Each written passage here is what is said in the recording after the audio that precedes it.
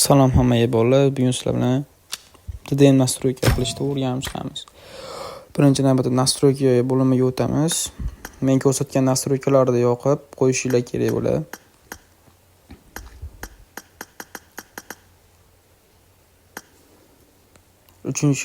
Uchinchi shaxsda nolga tushiramiz. Bu zalyotda ancha oshishiga yordam beradi. Nishonga olishda o'chirib qo'yish kerak. Giroskopni yoqib qo'yamiz.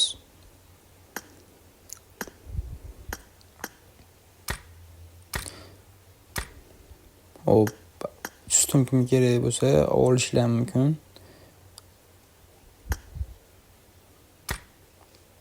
O'rtadagi narsani qizil qilib qo'yish kerak bo'ladi, yo ovozda ultra qilib qo'yish kerak bo'ladi.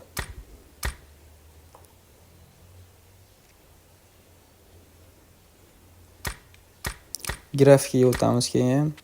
Grafikadan birinchisiga 60 fps ga qo'yamiz.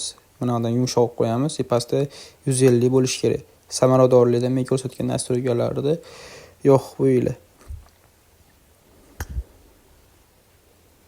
Shu bilan video tamom. Hammaga rahmat.